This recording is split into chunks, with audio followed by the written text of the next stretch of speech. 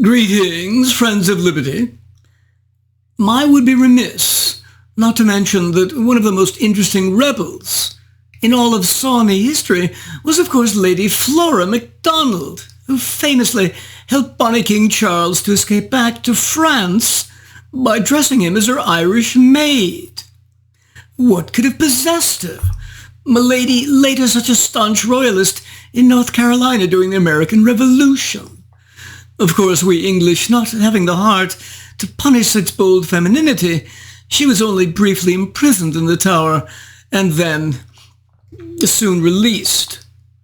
When asked by the Prince of Wales why she had helped Charles Stuart escape, she allegedly replied, "Out of charity. I would have done the same for your Highness." Women. And yet here in your 21st century, we find another botanical Lady MacDonald, first name Heather. Our Lady, too, helping the rebels, this time fighting the powerful PC establishment, pushing CRT and its disparate impact fallacy throughout an ever-growing number of American institutions.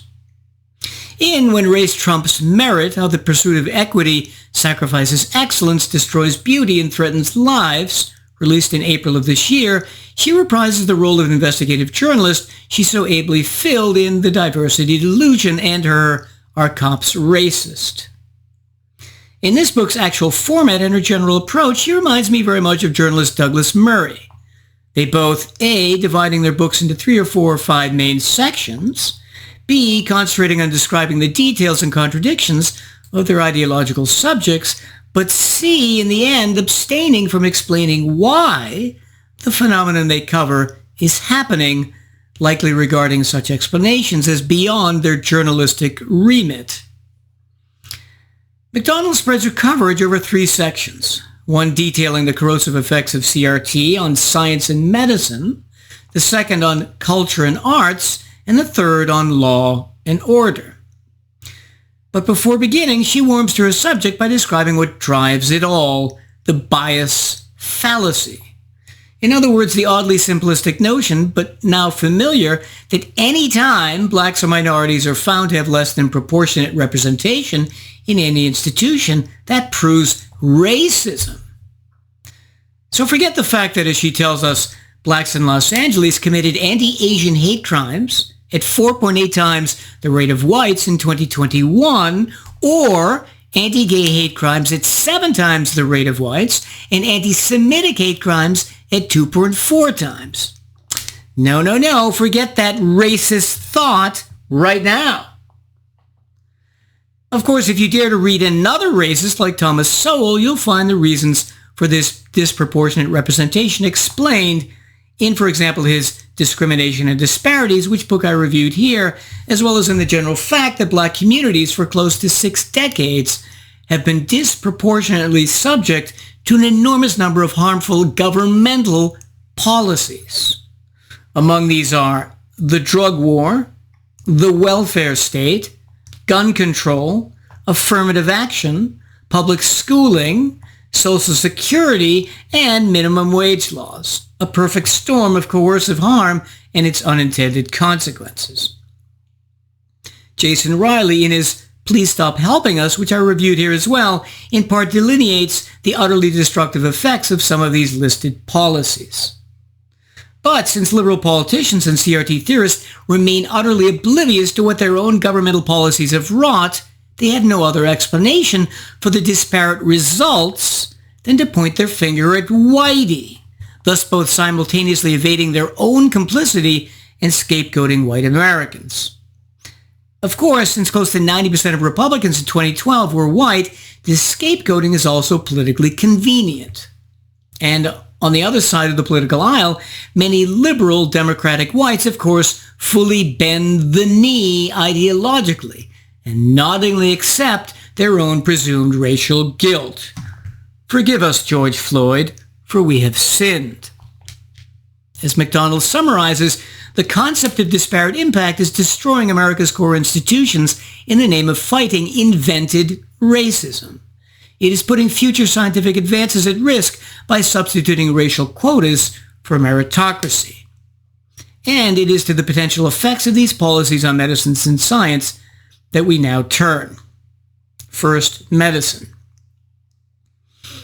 She begins here by stating virtually every major medical organization, from the American Medical Association to the American Association of Medical Colleges to the American Association of Pediatrics, has embraced the idea that medicine is an inequity-producing enterprise.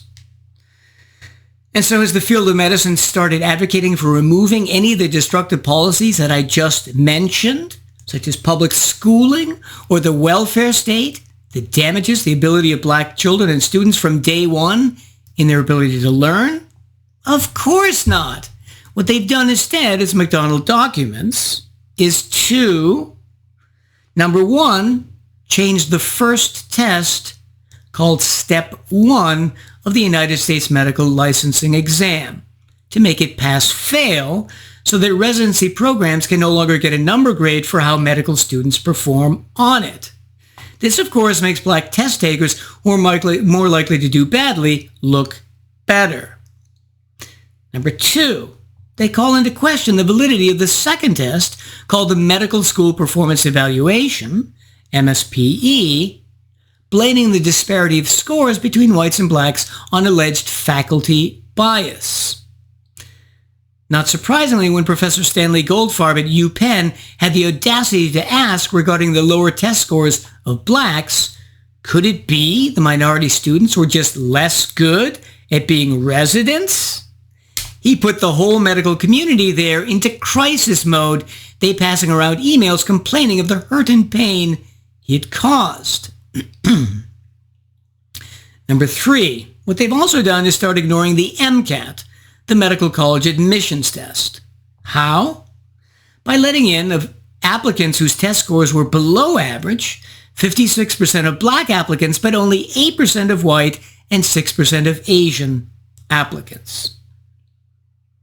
Number four, they change how grand rounds, the medical tradition among doctors of presenting in a medical amphitheater difficult or unusual cases to their colleagues, along with potential solutions, are conducted. Instead of imparting difficult cases and their potential solutions as previously, these grand rounds sometimes degenerate into social justice advocacy lectures instead. One was entitled, Creating Native American Pathways to Diversify the Healthcare Workforce to Address Health Inequities. Number five, continually, of course, they deny better qualified non-black doctors or applicants positions they deserve. So, for example, one cancer researcher said, "It's the end of the road for me as a Jewish male doctor." Another star lab technician was only accepted into one medical school because he was white, clean-cut Catholic. Can't have any of those. No siree. Keep the papists out. Number six, finally ensure that all the leading medical journals, such as the Journal of the American Medical Association and the New England Journal of Medicine, are unified in spouting their newfound propaganda. Typical New England Journal of Medicine titles recently were Pathology of Racism, Toward Anti-Racist Allyship in Medicine, and How Structural Racism Works, Racist Policies as a Root Cause of U.S. Racial Health Inequities. Having surveyed medicine, she next turns to science more broadly. What is happening to basic scientific research? Number one, the director Francis Collins of the NIH, the National Institutes of Health, proclaimed in June 2021 that in researching various brain disorders, such as Alzheimer's and Parkinson's, grantees must show that they will empower individuals from groups traditionally underrepresented in biomedical research, such as blacks, the disabled, women, and the poor. Nothing like a poor blind man on the microscope to get results. But the problem of getting blacks on the microscope will be more difficult, however, since, as MacDonald notes, in 2019, only 20 blacks nationwide received a doctorate in a neuroscience field, 1.9% of all such degrees awarded in the neurosciences. So what are you going to do if you can't get black researchers? Because of all the societal problems I mentioned in the beginning. You just create diversity busy work for them. This is often the standard operating procedure. So here the director, Francis Collins again, announced an additional $30 million in grants for addressing the impact of structural racism and discrimination on minority health, and another $60 million for projects aimed at reducing health disparities. As MacDonald says, such a reallocation of resources is expected to boost the NIH's diversity numbers, whatever its scientific necessity. Problem solved. Get blacks to do non-essential diversity busy work to up your ebony quotient. And incidentally, what did this same Director Collins, proclaim back in 2019? That scientific conferences without females and minorities in marquee speaking spots should be boycotted. That'll show those white supremacists and male chauvinists. Number 2, moving next to the National Science Foundation. She reports that it spent $300,000 incorporating indigenous knowledge systems into Navajo Nation math circles in the hope of developing Native American mathematicians.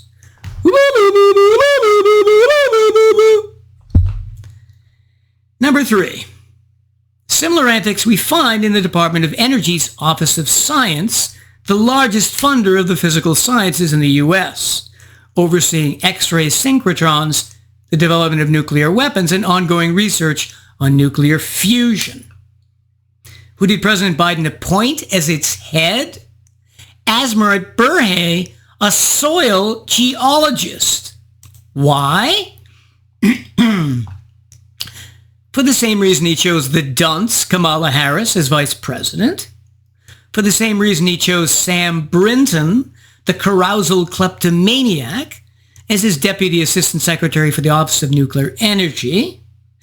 Ditto Supreme Court Justice Ketanji Brown, too woke to say in public what a woman was, and not a week since, from her court bench, passing off the astonishing and embarrassingly bogus claim that for high-risk black newborns, having a black physician more than doubles the likelihood that the baby will live. Pete Buttigieg is his transportation secretary because he really, really, really likes men. And the incompetent Karine Jean-Pierre as his press secretary. Former President Obama summed it up well when he famously said, "Don't underestimate Joe's ability to F things up. Big government works." Let's, thank God, leave these happy developments in medicine and science and move to our next section, culture and arts. She doesn't here cover Hollywood. Plenty on YouTube are doing that, in deconstructing the increasingly unoriginal woke cinema on tap today. But she does concentrate on developments in symphonic music, opera, and painting. Let's briefly review some of the recent lowlights. First, symphonic music. Again, the basic complaint of CRT champions is that since only 1.8% of performers are black, while constituting 12% of the population, classical music is racist. Forget the fact that Asians, as a minority, make up 9% of orchestras while only being 7% of the population. Forget the fact that very few blacks grow up with classical music or are encouraged to learn about it in the pathetic public schools they're forced to attend, or that the musical cancer of rap has infected so much black culture. No. The absence of black classical performance is obviously due to white supremacy. So we find, as Mix MacDonald observes, number 1, that after George Floyd was killed on June 1st, 2020, the League of American Orchestras quickly bent the knee by claiming without the slightest shred of evidence that it was guilty of tolerating and perpetuating systemic discrimination against black people, discrimination mirrored in the practices of orchestras throughout our country. On the left coast, the Los Angeles Opera dedicated itself to self-examination and to doing our part to heal wounds that are hundreds of years old. Similar racial self-abasement was also expressed by the Hartford Symphony Orchestra, the Seattle Opera, the Juilliard School of Music, and the Omaha Opera. All this despite the fact that musical editions have long been beheld behind a screen which hides the identity of the performer. Some even went so far as to claim that normal musical notation, with notes and bars on a staff, some notes being above the others, is merely a stand-in for a white supremacist ranking of the races. I kid you not. Number 2, that concerning the standard musical program, pro-black racists everywhere squinted their eyes and imagined finding bias in, for example, the portrayal of the Moor monostatos in Mozart's opera The Magic Flute, in Beethoven's Fifth Symphony, a symbol of white male superiority and importance, in Handel, every listener being complicit in racism every time you listen to Handel's Messiah, or in lighthearted Franz Lehar and his allegedly racist operetta, Das Land des Lächelns, The Land of Smiles. Number 3, that the fact that, despite the parlous finances of many orchestras, they seem to have no problem finding money to hire highly paid chief diversity officers, some of them knowing nothing about classical music. Number 4, that when occasionally an affirmative action performer is accepted, the results are what would one expect. As MacDonald says, one violinist played so poorly that his play was reported to a dean, but no one had the nerve to boink him. Another affirmative action hiree remarked, "I don't have to practice, I'll always have a job."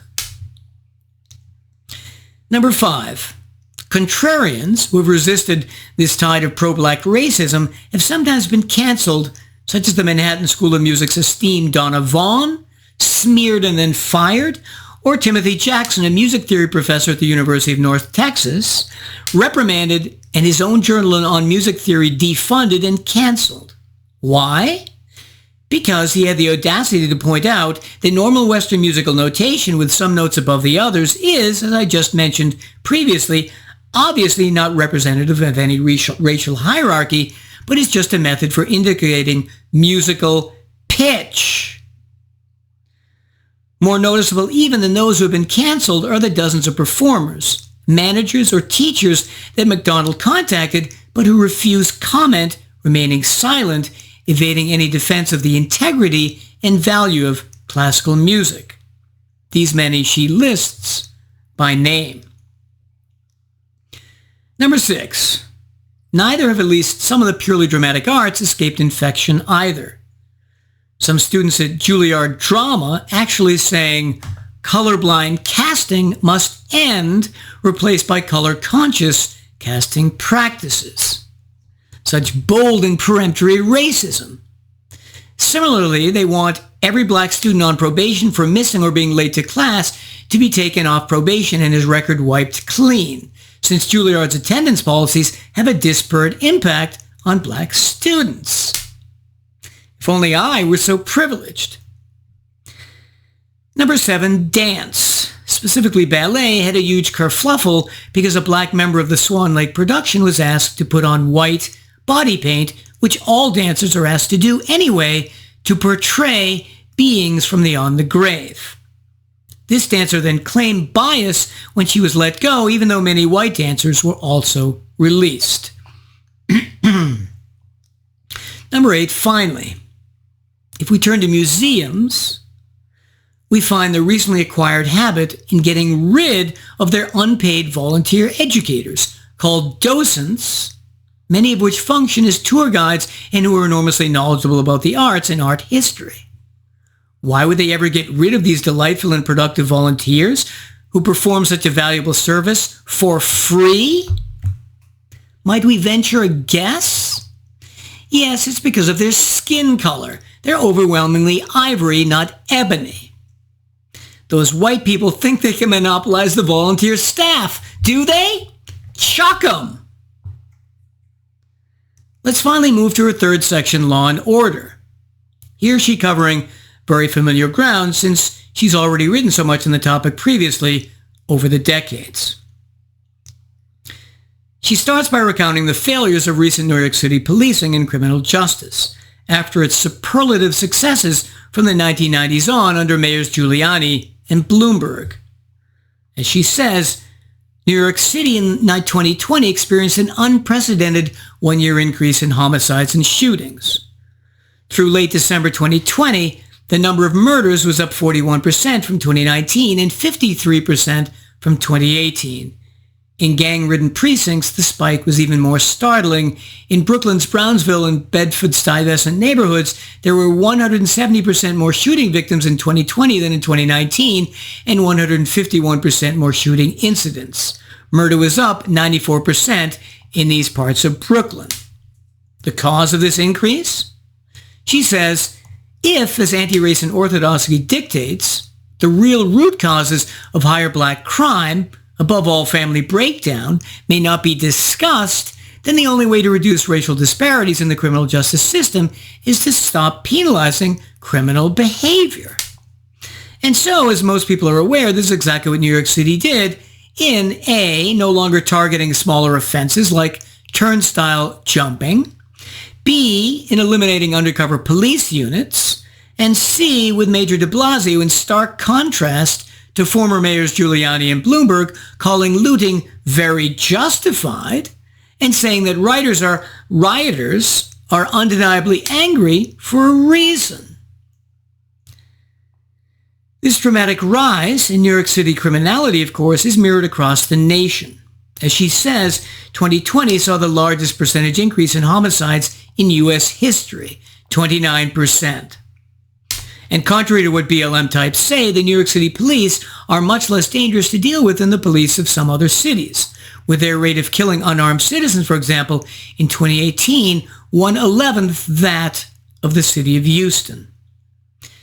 In addition, the complaints that police unjustly often stop blacks for traffic stops is unwarranted, given that high-crime neighborhoods tend to also have lots of road criminality. And tamping down on traffic violations is one way to A, protect residents, and B, intimidate criminals. As one resident in Minneapolis said, I can see outright laws getting broken, traffic laws, people driving outright through red lights, speeding going 60 to 70 miles per hour. We got kids on skateboards getting hit by cars. In conclusion, this book is superb and at times intensely satisfying to read. She's simply delivering fact after fact, page after page, driving home her points with an avalanche of statistical and observational data.